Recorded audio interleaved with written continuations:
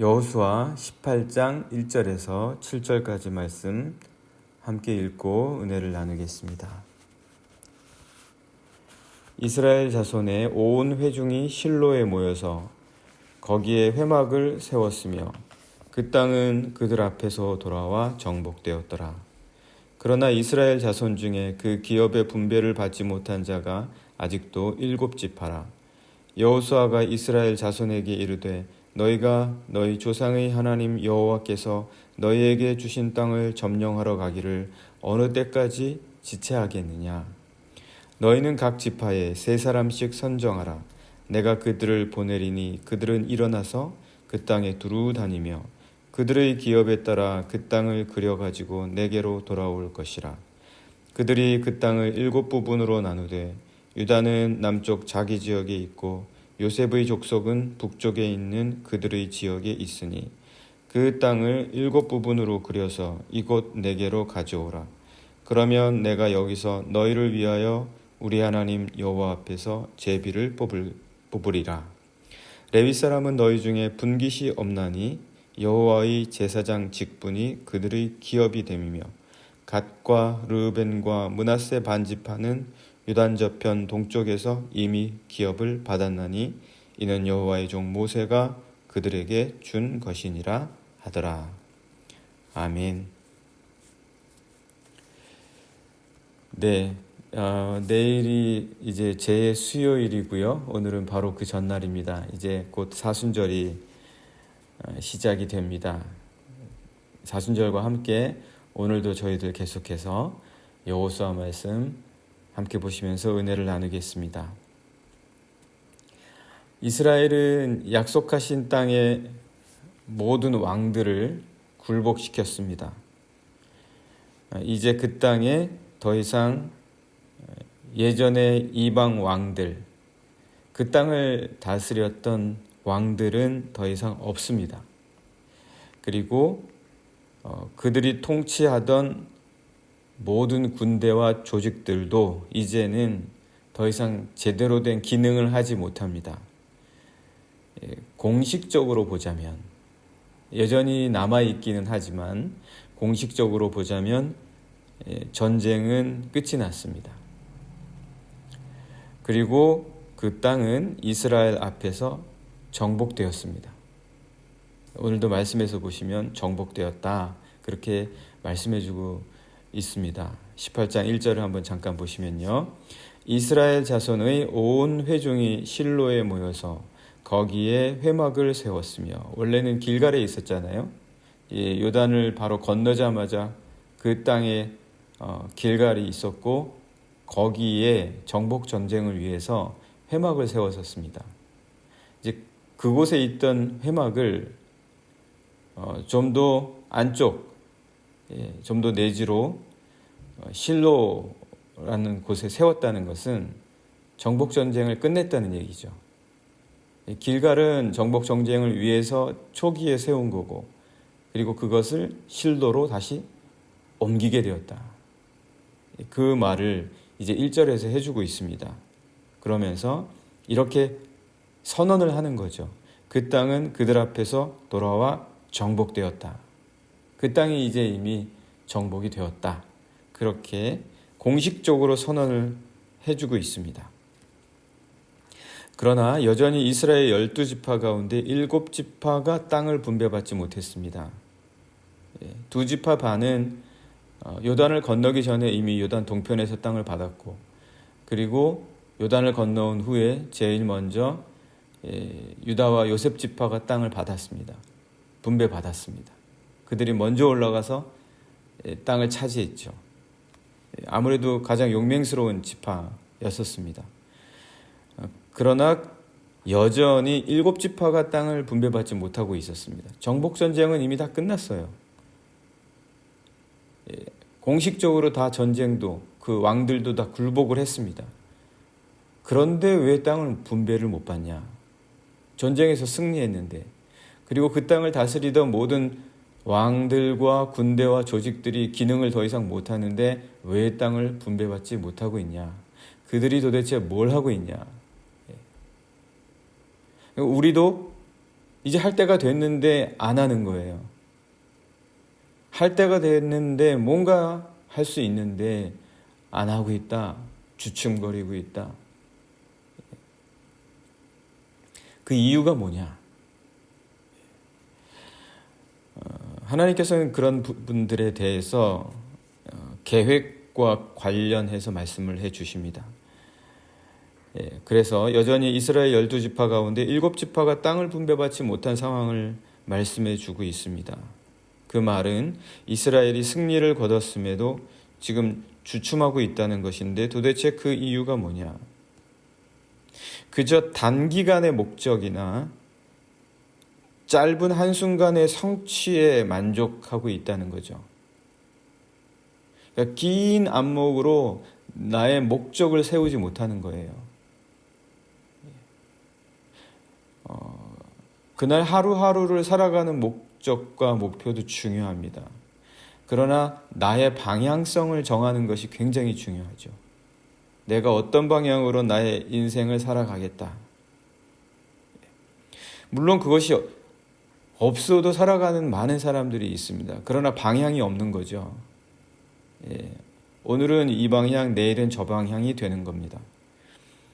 그래서 이스라엘 백성들에게 지금 현재 주춤하고 있는 이유는 정복전쟁에 모든 힘을 다 기울이고 그 정복전쟁에서의 성취 때문에 오히려 그것이 이제 이스라엘 백성들에게 그 다음 단계로 나아가야 하는데도 불구하고 여전히 거기에 머무르게 하고 주춤하게 만들고 있다는 것을 오늘 말씀해 주고 있습니다. 모두가 뜨겁게 전장에 나아갈 때 뚜렷한 목표가 있었습니다. 전쟁이라는 것은 눈에 분명히 보입니다. 적도 눈에 분명히 보이죠. 그럴 땐 너무나 잘하는 거예요. 목표도 분명합니다. 그러니까 잘하는 듯이 보입니다. 그러나 보이지 않을 때 문제가 시작이 됩니다. 보이지 않을 때는 뭘 해야 될지를 모르는 겁니다. 그러니까 정복전쟁 이후가 문제가 되는 거죠. 왜 우리가 인생의 대부분에서 첫 번째 눈에 보일 때는 잘 하다가 항상 왜 거기서 멈추는가? 왜 그 다음으로 못 나가는가? 왜 깊어지지 못하는가? 그것을 이루고 난 다음에 무엇을 해야 하나? 거기에 대한 계획을 어떻게 세워야 할지를 몰랐던 겁니다. 정복전쟁을 끝나고 난 다음에 상황을 어떻게 해야 될지에 대해서 깊이가 없었던 겁니다. 모두가 다 그런 깊이를 감당해낼 수는 없습니다. 그래서 그 깊이를 지금 하나님께서는 가르쳐주고 계시죠. 물론 이스라엘 백성들의 정복전쟁을 끝난 다음에 그 땅을 차지한다. 그 땅에 각자 가서 각 지파별로 정착한다라는 막연한 계획은 있었습니다. 그렇지만 어떻게 그걸 하냐가 문제였습니다. 어떻게에 대한 데서 막히는 거죠. 너무나 막연한 거죠. 어떻게? 도대체 어떻게 할까? 그 어떻게를 풀지 못하는 사람이 이 지금 이스라엘 백성들 중에 너무 많았다. 7지파나 되었다. 7지파가 도대체 어떻게 하면 되냐? 그것을 어떻게 이루어낼 것인가? 그래서 영적인 계획이 필요하다는 겁니다.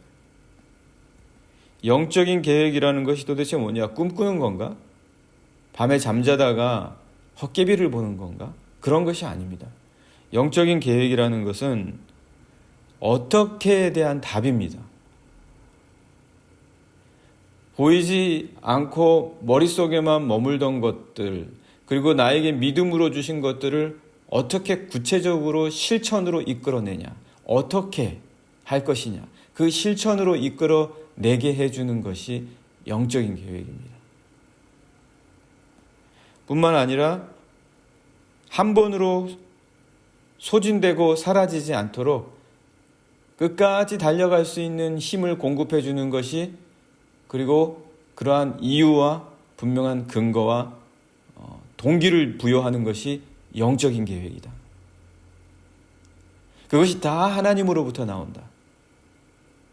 그것이 다 하나님으로부터 나오기 때문에 끊어지지 않고 한 번으로 소진되지 않고 끊임없이 달려갈 수 있는 이유와 동기를 내가 부여받아서 내 머릿속으로 머물고 믿음 안에서 머물던 것을 실제 실천으로 나아갈 수 있게 해주는 것이 어떻게 가능한지에 대해서 답해주는 그 영적인 계획을 왜 세우지 않는가?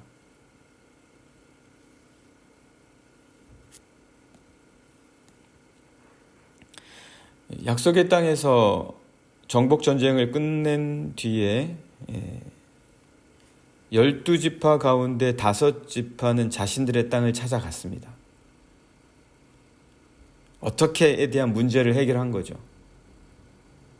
어떻게 어느 땅을 우리가 가서 우리 지파 모든 민족을 이끌고 모든 백성들과 함께 그 땅을 어떻게 개척해 나가며 그 땅에 있는 모든 것들을 새롭게 할 것인가? 누가 먼저 할 것인가?